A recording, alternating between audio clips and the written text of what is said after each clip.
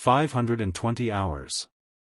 That is the approximate number of additional training hours, on top of regular scheduled team sessions, that Cristiano Ronaldo has been documented putting in every single year for most of his career. 2 extra hours, on days he was already exhausted, already trained, already done. 2 hours when no one required it. 2 hours that no scoreboard records, no highlight reel captures, no trophy directly represents. 520 hours a year, compounded over 2 decades, quietly building the gap between one of the most gifted players of his generation and the greatest of his era. This video is about what is happening inside the mind of someone who makes that choice, every single day, for years, and what any of us can learn from it. Principle 1: Ronaldo is not disciplined despite his obsession. He is disciplined because of it. There is a fundamental misunderstanding about how elite performers relate to their craft. Most people look at Ronaldo's training routine, the extra sessions, the sleep optimization, the dietary precision, the recovery protocols, and see extraordinary willpower. But willpower is finite. It depletes. It fails when you're tired or stressed or tempted.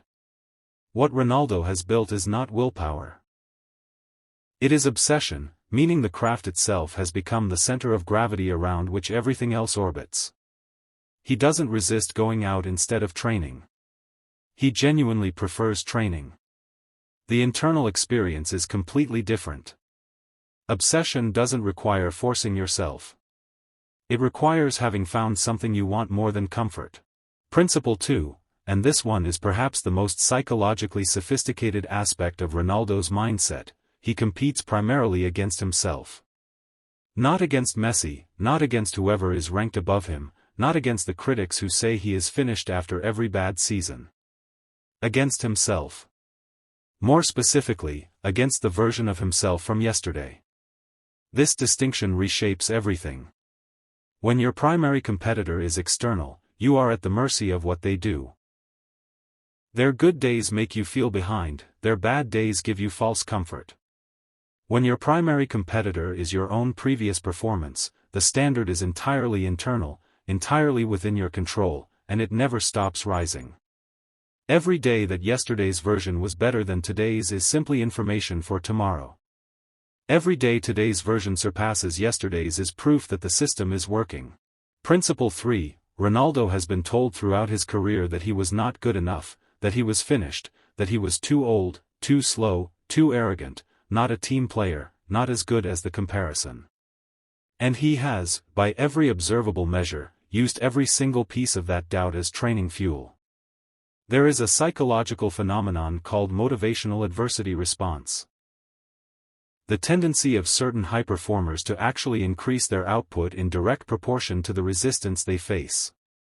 Not all elite performers have this. Many are derailed by criticism.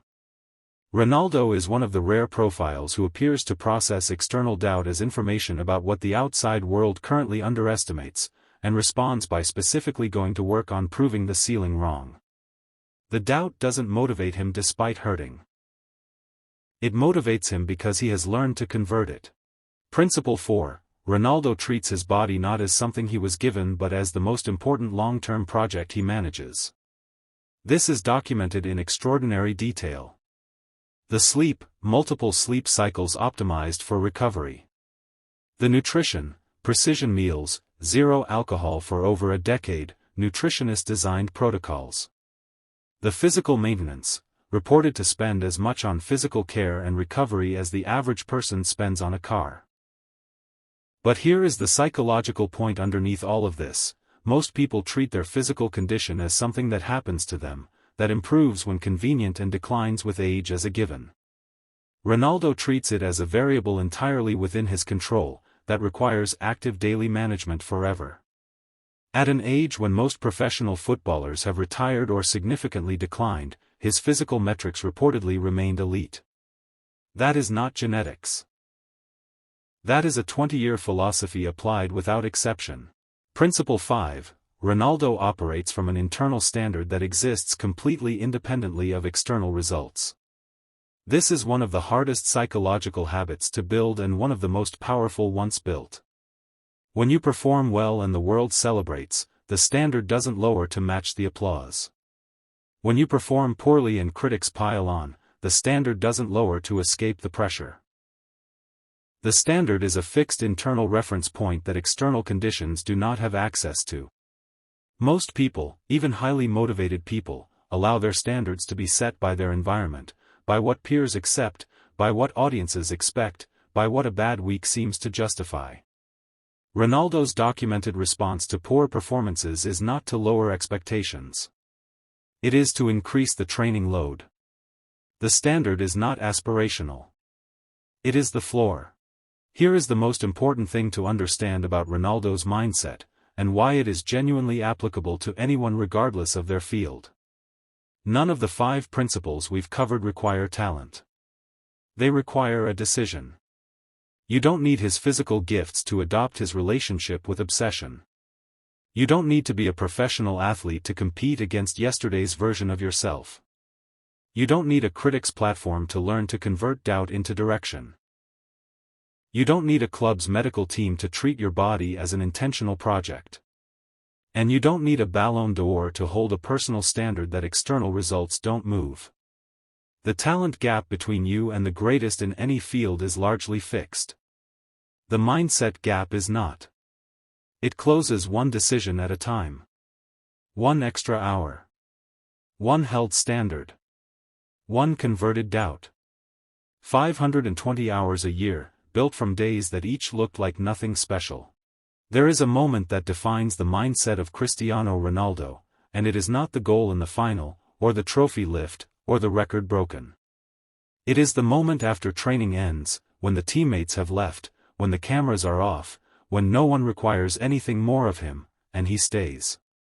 That moment, repeated thousands of times over a career, is where the mindset actually lives. Not in the public performances, but in the private decisions. The 520 hours are built from moments like this, invisible, unrecorded, unrequired. What that moment asks is the question this entire video has been building toward: who are you when no one is watching, nothing is required, and everything comfortable is available? The answer to that question is who you are actually becoming. It always has been. Which of the 5 principles does your life currently need most? Tell me in the comments, 1 through 5. And if this made you want to go work on something, go. Don't save it for tomorrow. See you in the next one.